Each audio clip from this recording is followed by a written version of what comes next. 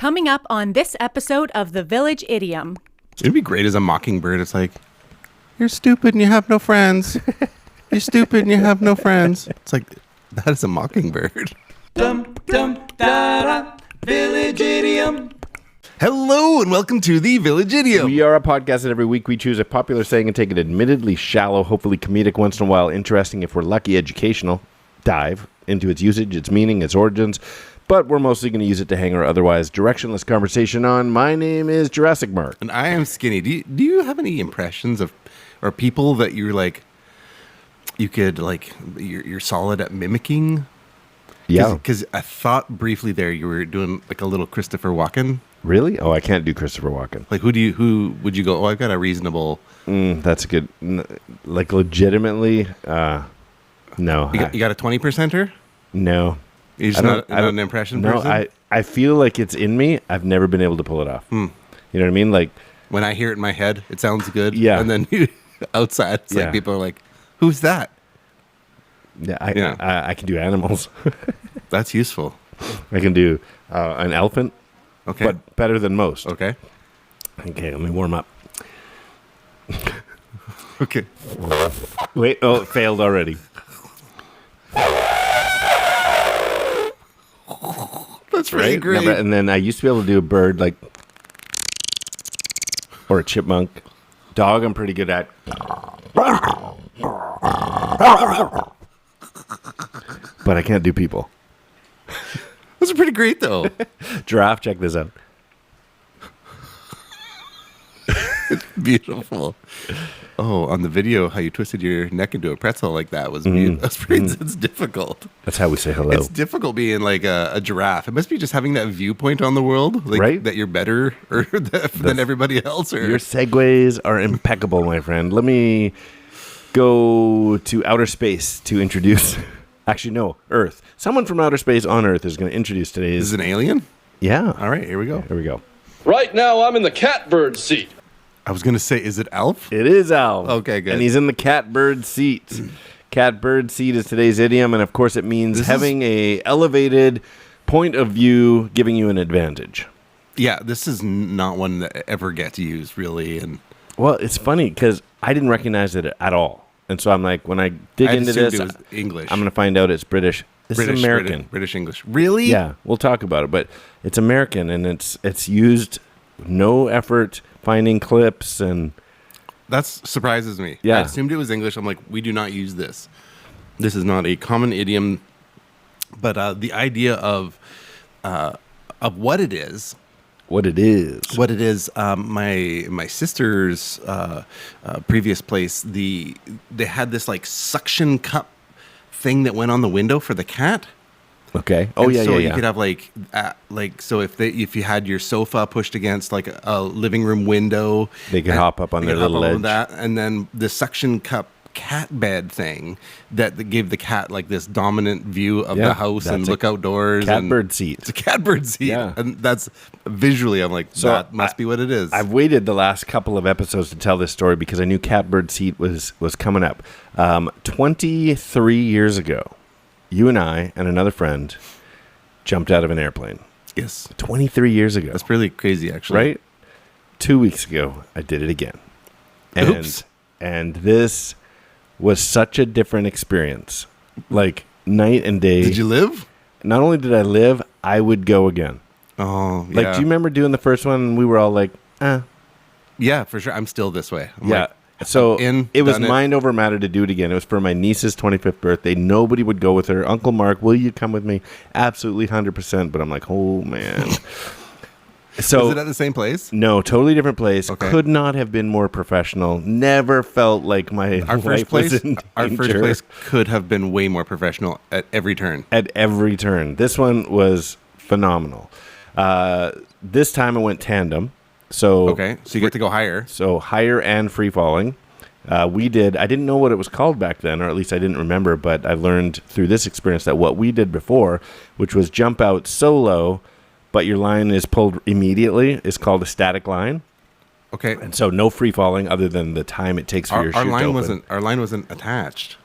What do you mean? When we did it, you had a pilot chute. Yeah. So it's called a static line. Okay. And they toss that out when you let Yes. go. This time went tandem, and everybody, I mean, you were checked and double checked and tripled probably 6 times before you're even in the plane. Like, I'm like, So there's okay. no, like, go to classes for hours? No class. Oh, there was a 10-minute training, Okay. which was completely I unnecessary. know we've shared bits and pieces of this, our previous experience, but that was a 4-hour like class that we had to do in advance to jump by ourselves. The trainer wasn't there because he was drunk and hungover. Everybody was drunk. Everybody was drunk from the night before, so they had to call in somebody. Yeah. Because I don't even know if they remembered our thing. I mean, you could hardly see the ground. it was for ridiculous. the empties that were tossed everywhere. When we got into the do you want to wait for a while? While the trainer comes? Sure, I guess. Do you guys want to watch some adult films? Do you remember that? Yeah, like, you want to sit what down and in watch the adult world? films while our drunk teachers No. assemble? We're like, skipping church to be here. like a bunch of like degenerate like superheroes. So this time, pro.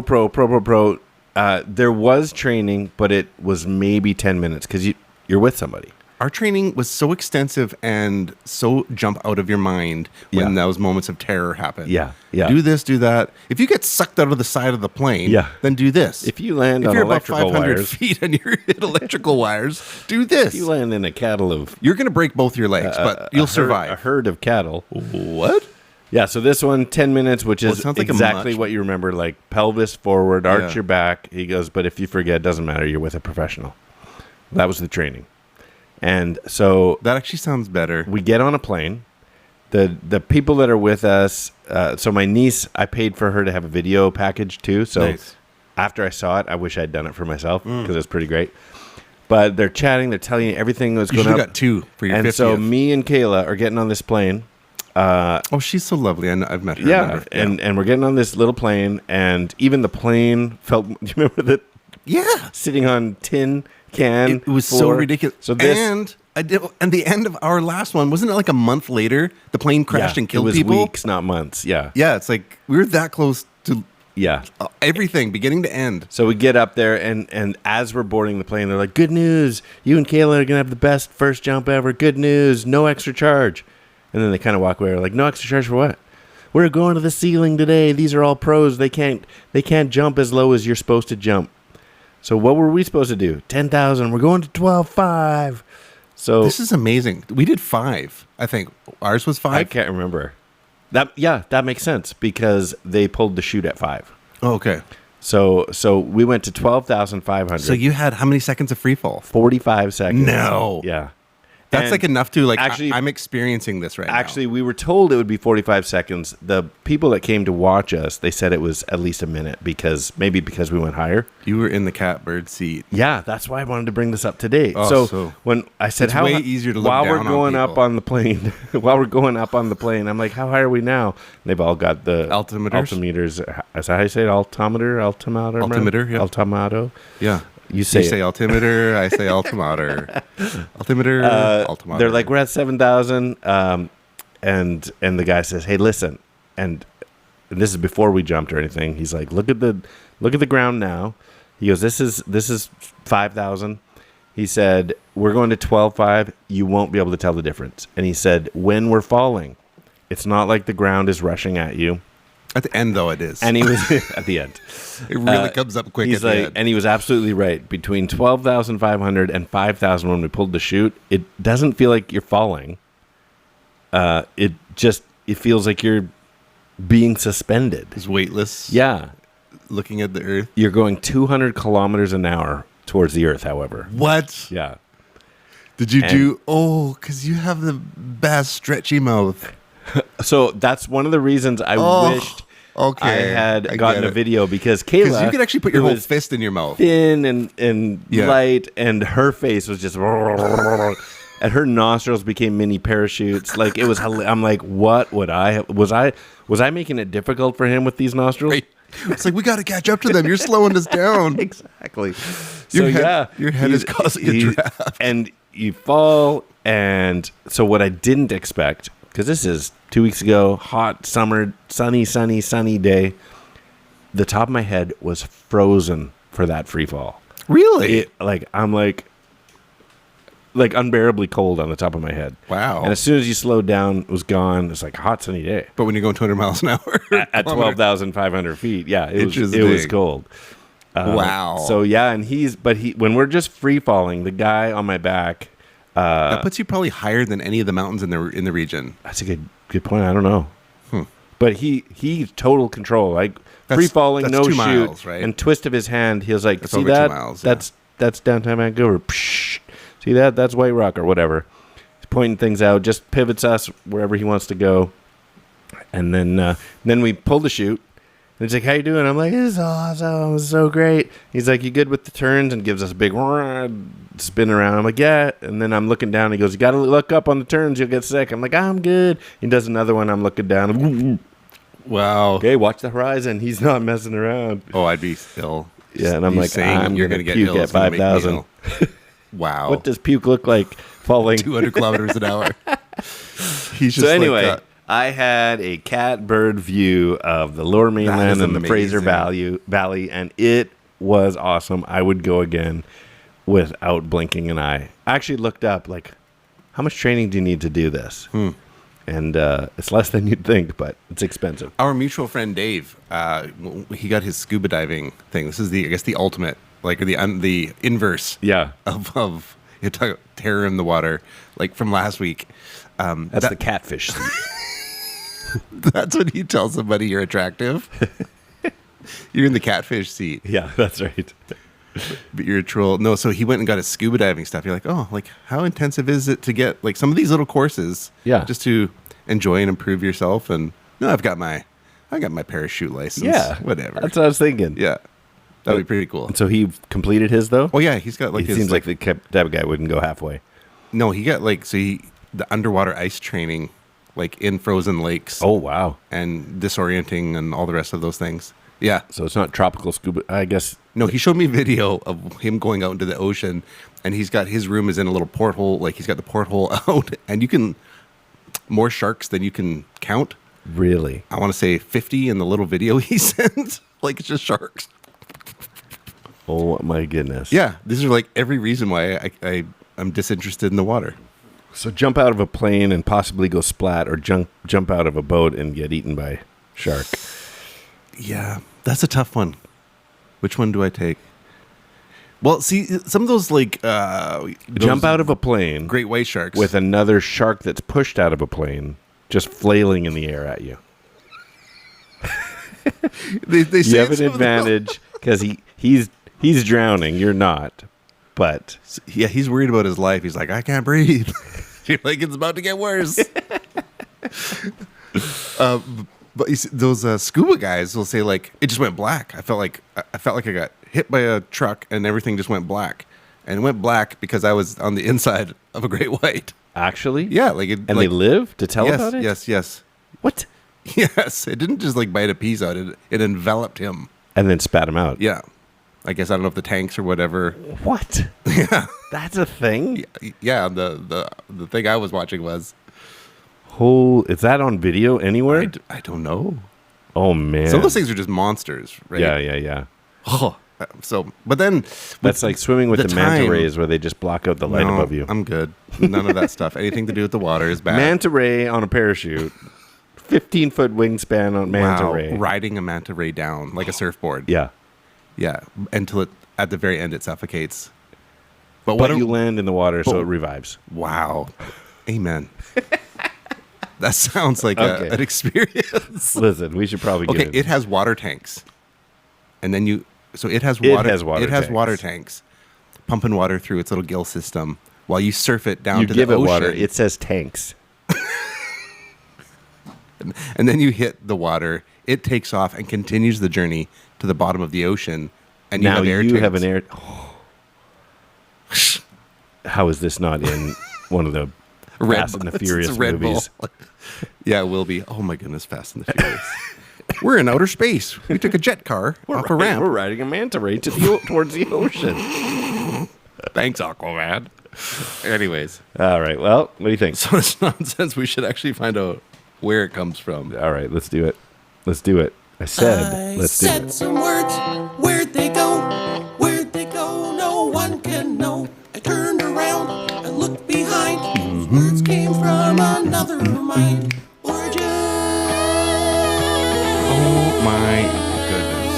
Look at her butt.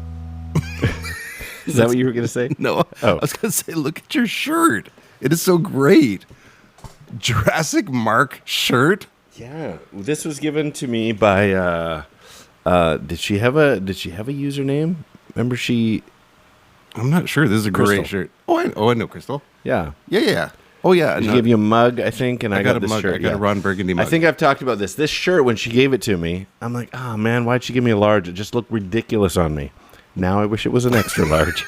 I'm not even kidding. the dryer got to it. Oh man, I'm wearing a match set today. Give us your Catbird Seat view of what Okay. you're wearing today. Ladies And gentlemen, this is a moment of vulnerability. Pipes in there. Yeah, right there's the into arms, the jean jacket, jean shorts.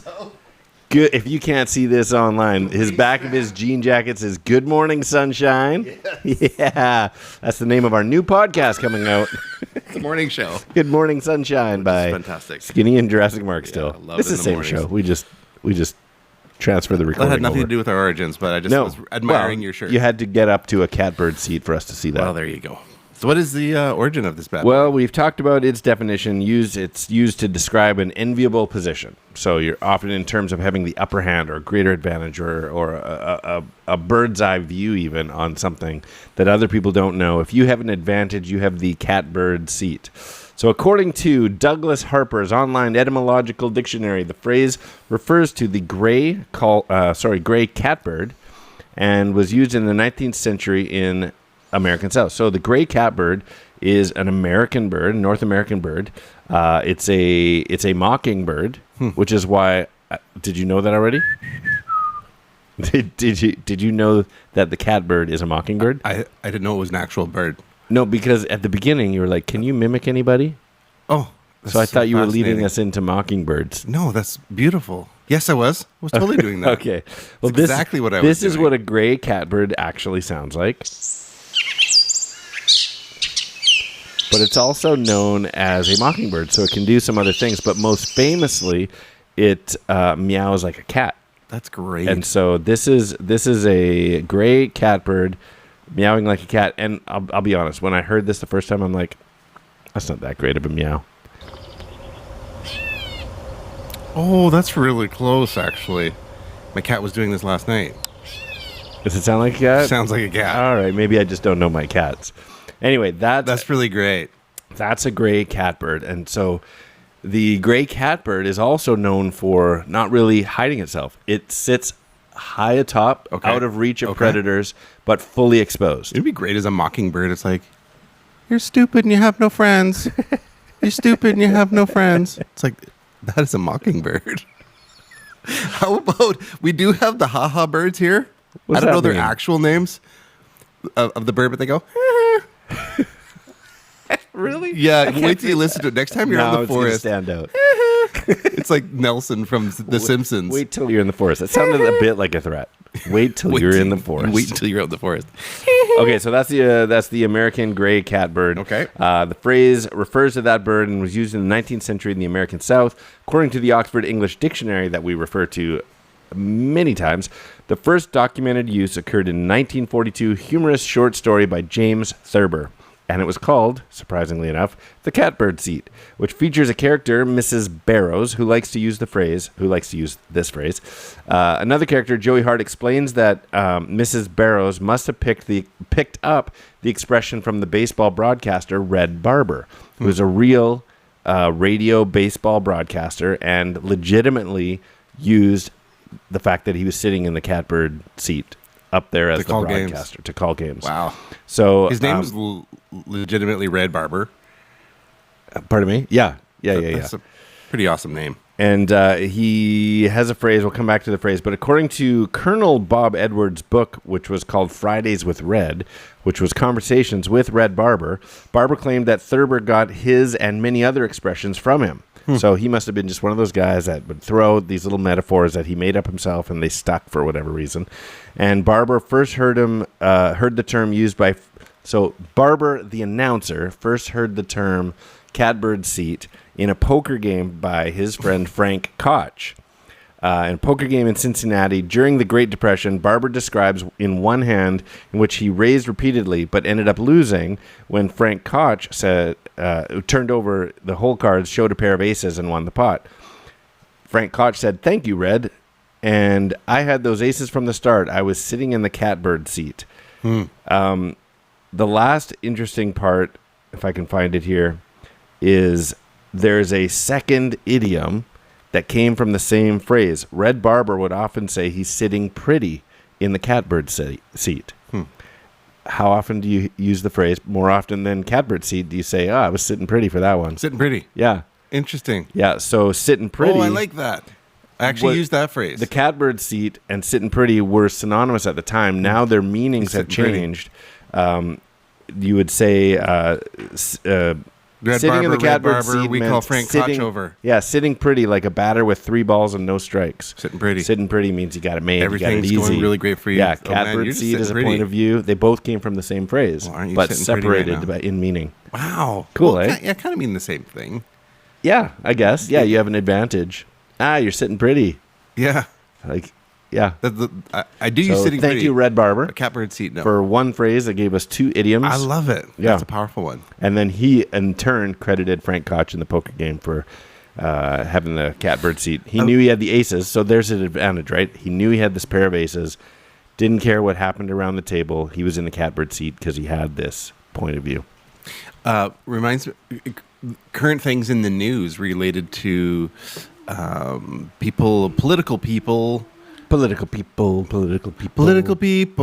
they're living in D.C. Political people, and then being able to use their advanced knowledge of what's coming up in events because of lobbying and all the rest of it for insider trading. Oh, yeah. Yeah, That'd be the like, catbird seat. You're in the for sure. catbird seat. Yeah. Yeah, you're using advantage. And then afterwards, you're sitting pretty. Yes. Yeah, I didn't know it actually developed a cottage industry around people who would only do stocks the way that politicians did. What do you mean? So if you're like... You just watch what the politicians do? Watch what the politicians do, whatever, because of some freedom of information related thing, to know what their investments were, that you just invest in whatever they're investing in, copy what they're doing. Yeah. Wow, that makes sense. Taking advantage, but so this industry that developed around people taking advantage of people's taking advantage. So it's catbird seat of the people who have the Squared. catbird seat. Yeah. Everybody ends up sitting pretty. Yeah, this is fascinating. Yeah. So there you go. There's a, it's a bit of a scam when people in these places of influence that have this insider knowledge to be able to do that. And there's a book of poetry and scammers called Pros and Cons. That's good. There's not, but Oh, there's not? There's not, but I thought that was just a fantastically Pros and titled Cons book for Yeah, that. it would be a great Yeah. book. How I followed the inside trading of politics. Pros and Cons. Poetry and scams. Yeah. Pros and cons. 575. That's great. Making sure to do high Qs. Haikus. Listen, I gotta tell you something. Low Qs. I gotta tell you something. Sure. Riddlink is a game we like to play. It takes a 2-part trivia-based question, man. requires a 2-part but overlapping answer, overlapping by sound, syllable, word, or word. So, for example, last week, our idiom was, your bark is worse than your bite, and we left you with this one. Okay. Whatchamacallit, Kit Kat, and Mars are all examples of what it means to be all talk, no action.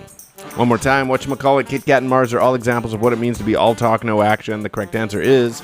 Chocolate bark is worse than the bite. That's right. So it's not chocolate bar, it's not bark is worse than its bite. Chocolate bark is worse than its bite. I was going with Hershey bark. Like Hershey bar. But it wasn't. It's a chocolate bar. Just chocolate That's why bar, I was going into Pennsylvania. Oh, last week you mentioned yeah. Pennsylvania, right? Here we go. Well, I have a couple prepared for this week. Great. I got 2 to come right back at you. Hopefully they're not the same. There's an entire possibility I might. Okay. Because there's only so many things going on here. So, being an inquisitive feline causes death. Being an inquisitive feline causes death while perched in a place of advantage. Being an inquisitive feline causes death while perched in a place of advantage. Double idiom. Yeah. Curiosity killed the catbird seat? Yes. Nice. That's great. This is the one I thought you're for sure going to use that Nope. one. Okay. I'll give you my first one is Actually, I'm going to swip them around. I think the other one's better to leave hanging. This type of seat gives you an advantage, but this blindfolded Sandra Bullock makes a good movie. This type of seat gives you an advantage, but this blindfolded Sandra Bullock makes a good movie. I actually referenced this movie last week. Yeah, I want to go. It's the Bird Box is the movie. Bird. This type of seat. Something to do with Bird Box. It's a seat that has bird. Are you messing with me right now? Catbird Seat. Catbird Box. Yeah. Okay, there's too many things in there. So it's a Catbird Box. This type of seat, yeah. Okay, Catbird that's why Box. I was like, so I was really messed up by the usage of the word seat. Right, that's I'm like, why I did. Yes, and I was like, I think you might have goofed this one up, but you didn't. Very nice. Okay, good. Okay, I got one more. You got one more? Yeah, and it's also a possibility of an overlap. An idiom of power and advantage, where random plans win over structured plans. One more time. An idiom of power and advantage, where random plans win over structured plans. Man, Catbird Seat. But all I can think of is flying by the seat of your pants. Yes. So say it one more time to me. Okay. An idiom of power and advantage, where random plans win over structure. Oh, is it just Yes. Catbird Seat of your pants? Yes. Okay. Nice. Okay, got it. Okay, I got one more. Fantastic. I was trying to and we keep didn't the words flying by in there. Yeah. I was trying to include the word seat. I get where you went. Well, this is a fun time, and we would love to hear from you.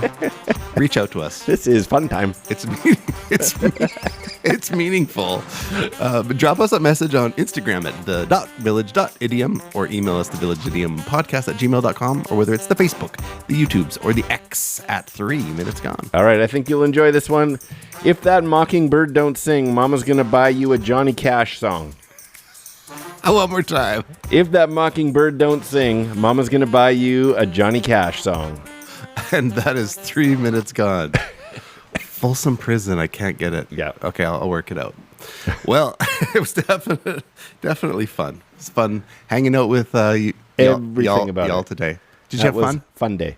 Fun day. Happy fun time. Is that what you said? Fun day? Fun time? Fun time. This is fun time. I'm Skitty. I'm Jurassic Park. And these are the Village Idioms. And sure, the catbird seat is something. And that's 3 minutes gone.